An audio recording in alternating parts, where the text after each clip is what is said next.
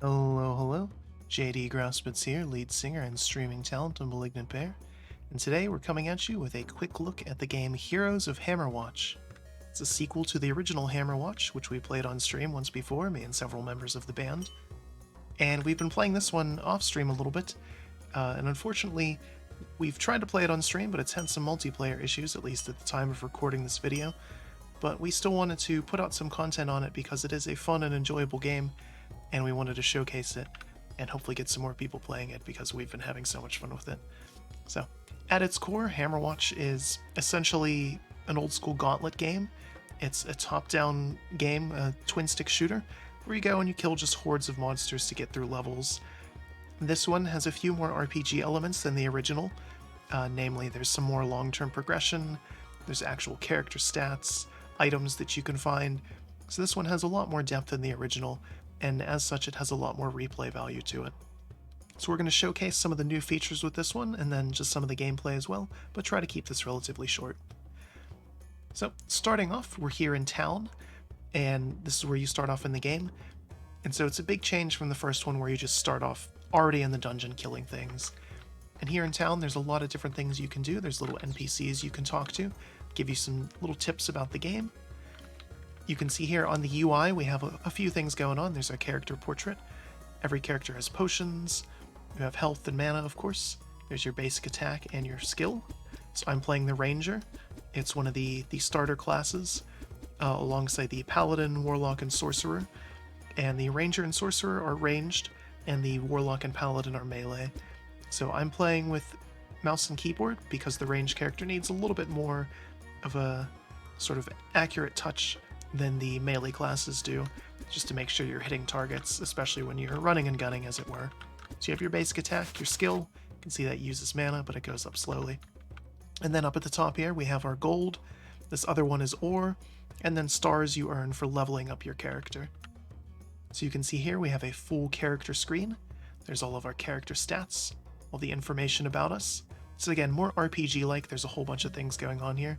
There's your inventory, different effects that you might have going on, and all of your run stats. But with all of these different things going on up here, so for example, here's the mayor and his assistant. So this is Prefect Gray, and you can spend your ore here. And this is permanent upgrades to the town for all of your characters. So you can earn ore, for example, on the Ranger, upgrade the town, and then when you swap over to your Paladin, they will have all of these upgrades. There's a whole bunch of different things here.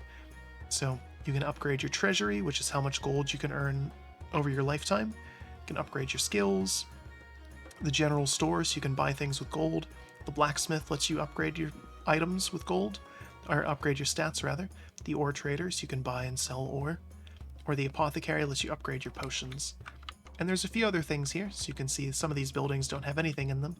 There's that one that I have the option to unlock if I get more ore for it. But one of the things I unlocked here is the fountain, so you can set up modifiers for your runs to change things around if you want to. So for example, bigger floors, easier traps, no towers anywhere, no traps at all, or you can make things harder, so consumables do less, there's more enemies, potions damage you. But over here at the blacksmith, you can spend your gold to upgrade some of your stats, and these are permanent, but they're for each individual character. So for example, getting armor on your Ranger does not give armor to your Sorcerer. Some little target dummies so you can test out your build, make sure things are working the way you want them to. And spend gold on pets, and they'll gather ore and gold for you in the run. You can get little quests from some of the NPCs here in town. When you level up and get stars, you can spend them on different skills here as you level up. So you can kind of change your build up a little bit there. So there's some potential for that. There's some light customization, so you can change your voice and a little bit of how you look, and there's significantly more options for this in the DLCs as well. So the DLC, that one is a snowy area, that's higher level, and then down there is a desert area, and that's it's harder than the base game, but it's still relatively lower level content. Over here we have the apothecary, so we can upgrade our potion with gold. And the shopkeep, so you can buy keys or items. Items, whether you buy them here or you find them in a run, are only good for that specific run. So you have to kind of make the choice if you want to use your gold for permanent upgrades or make a big push to go further in a specific run. There's the ore trader if we wanted to do that. But let's jump in and check out the actual gameplay. So we're going to start off in the mines. This is the first little area. So you can see we're just moving around, finding stuff, picking up gold. There's some fruit on the ground if we take damage. Oops, that's a wall there. Start off pretty basically. There's just some bugs that we have to kill. So you can see I have a little combo meter built up. That's the purple charge around me, because I've killed so many things.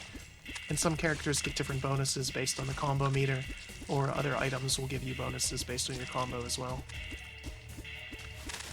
And because there's a bunch of different character classes, you can see I got poison there. But there's different character classes, so there's lots of potential for what you're going to be doing. The core gameplay is just always going to be you running around killing things, but how you do that and the other abilities and things that your character has are based on those classes. And of course, in multiplayer, if the multiplayer is working, double check on that if you're curious about that. Every person can bring multiples of the same character or different ones, so you can spice up your runs that way. So here's one of the little elevators. You can see you can send the gold that you've earned back to town and any ore, but they take a little bit of a tax on that. So we're not going to do that now because we don't have a whole lot. And once you use it, that's done. So every floor is completely randomized, so sometimes you won't find that. Sometimes you'll find vendors, you'll find little secrets, all sorts of different things. Again, just because it's a roguelike at its core, so there's that element of randomness to keep it fun and fresh. The tile sets are always going to be the same, so you're always going to start in the mines, and then you go to the tower, and then different ones after that. See, I got a nice little achievement there, because I've killed so many beasts.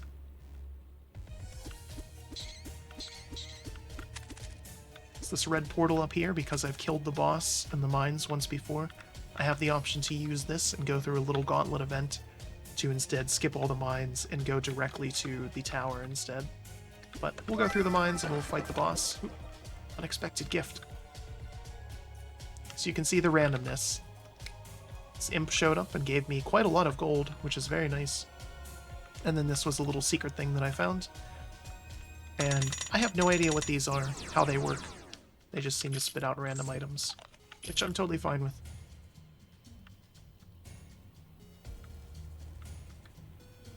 Keep going through here, get some gold. You always want to try to pick up all the gold you can. Again, in case you need it for the run you're in, let's say we can find a vendor, for example, in the level, get some more upgrades that way, or get some items that way, rather. Or send it back to town and get some more long-term upgrades. I'm a fan of the long-term upgrades, the progression mechanics, but other players, like I said, might want to just go for it and try to have a deep run early on. So you can see we have our first item here. So Mail of Thorns, +2 armor, returns 15 physical damage when the attacker is hit. So that's pretty good. Anytime we take damage, we'll deal it back. But of course, items are only good for this specific run. So if we die, that goes away. There's no way to send those back to town or anything. Not sure what that noise was, that was curious.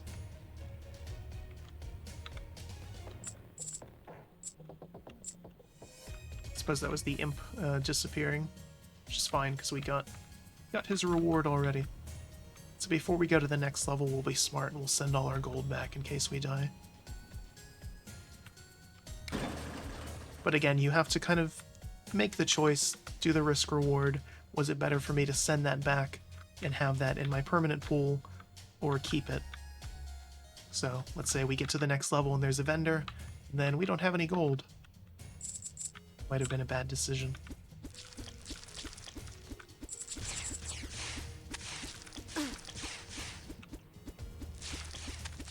Avoid the poison as best we can.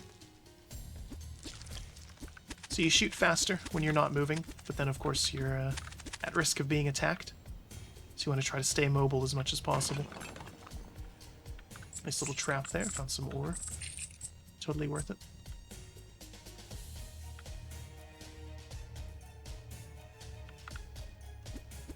Prefer ranged characters for games like this. But, and then the first one I played a paladin for the most part, and they're melee, and that was a lot of fun as well. A secret there. Find all the gold. Some chests you can just open, other ones require a key. So that one took a key. 20% or 10% chance to stun enemies. That's pretty good. Take that for sure. Although we're a little over-leveled for this starter area, so we're gonna kill things pretty quickly. Not sure if that'll be effective on bosses or not. See, there's treasure chest up there. You have to get through all the spikes, though.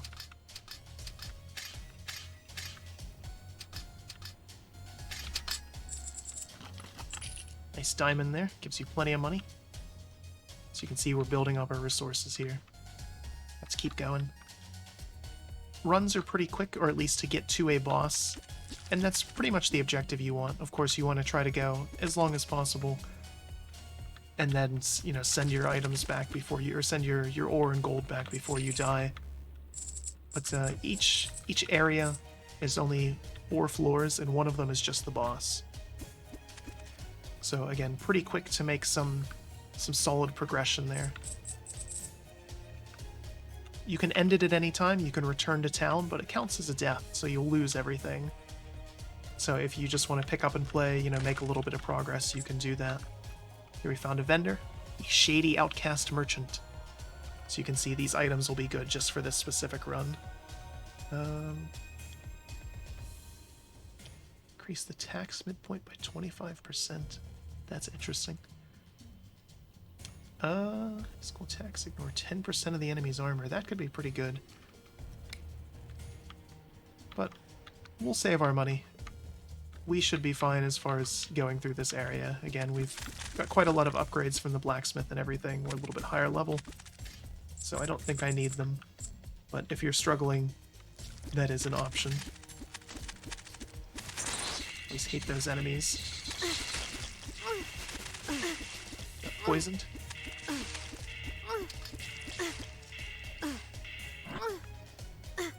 Come on. Alright, good. I was gonna say, try to hold out and not use our potion if we can avoid it.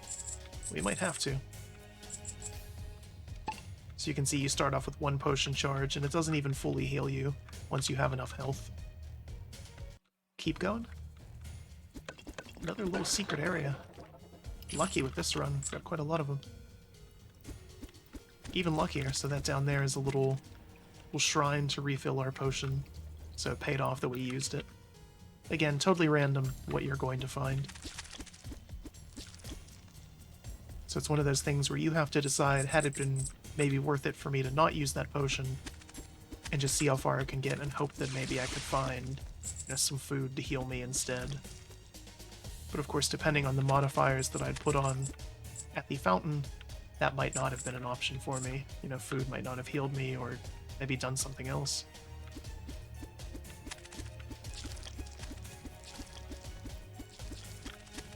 Found a key there, and keys are one other item that does stick with you, though. Or at least, for the run that you're on. So again, you can buy them like items, and they're good for that run. They don't, you know, disappear with the floor, and they don't get sent back. So nice to have around in case we find a chest that needs it. Of course, again, being random, there is a chance that you won't find any chests that need a key.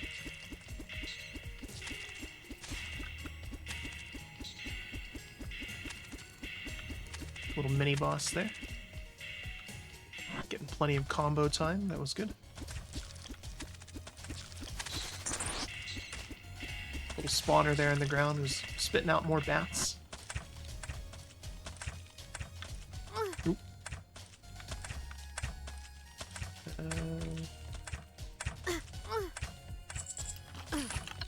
Ooh, that was bad. I took a lot of damage there.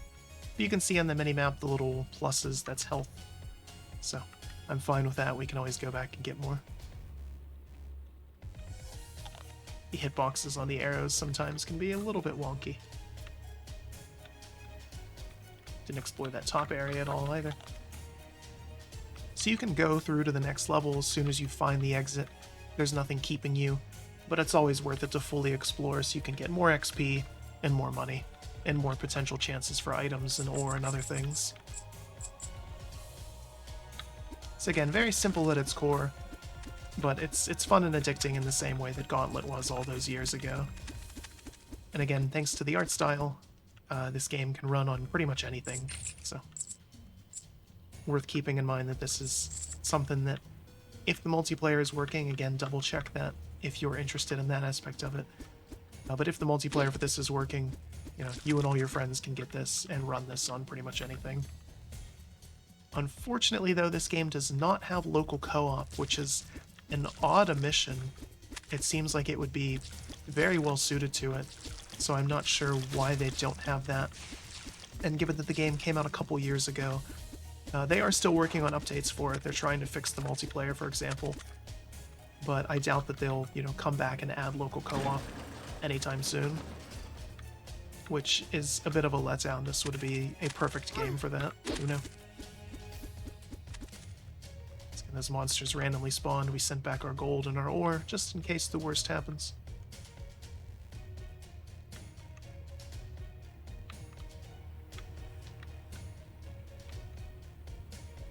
So there's the exit over there. There's more traps up there. See, we're a little low on health, so we'll see. That looks pretty basic, so we might as well go for it. Some more skill power thanks to that item. And again, being totally random, sometimes you'll find lots of items, sometimes none at all. There's been times that I've cleared the entirety of the mines and not picked up a single item, sometimes not even any ore, which is a bit of a letdown for sure. But again, runs are fast enough that it doesn't really matter. So there's our first boss, the Golem. Can shoot his little rocks at us.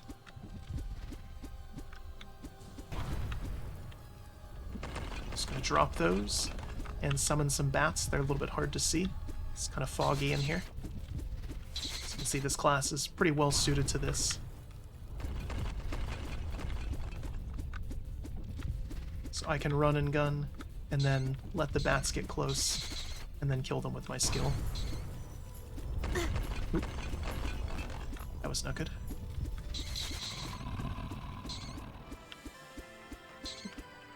Nice and easy. So we got, ooh, a fancier item. Some more ore. And we'll be smart. We'll go and we'll use this elevator and we'll send it back to town. And then we'll check out the new area.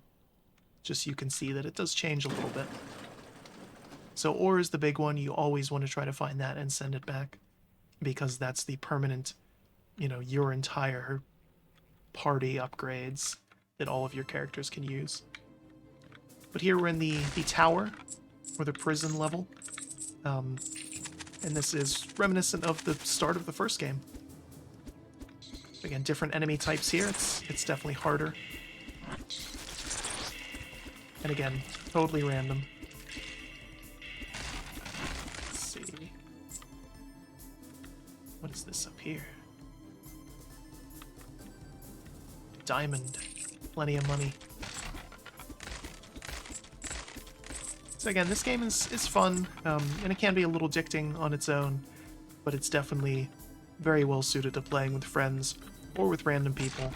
Again, if the multiplayer gets fixed. So we will get all this money here. Send this stuff back. Like I said, we want to keep this short, so we'll return to town. Counts as a death. Very unfortunate. So whenever you die, you see your stats there, the gold you found, the ore you found, everything you sent back. All the things that you did. Then when you restart, respawn right back in town so you can see all of those resources that we gathered. So if you wanted to upgrade your stats here, or spend some of your ore on the town itself, you can totally do that. But yeah, Heroes of Hammerwatch. It's fun, just like the original was, but it has a lot more going on with it. Hopefully the multiplayer for this will be fixed. Maybe it will be by the time this video goes out. Who knows? But in any event, it's definitely worth checking out. Very fun and enjoyable game. So, speaking of enjoyable, we hope you enjoyed this video, and until next time, have a good one.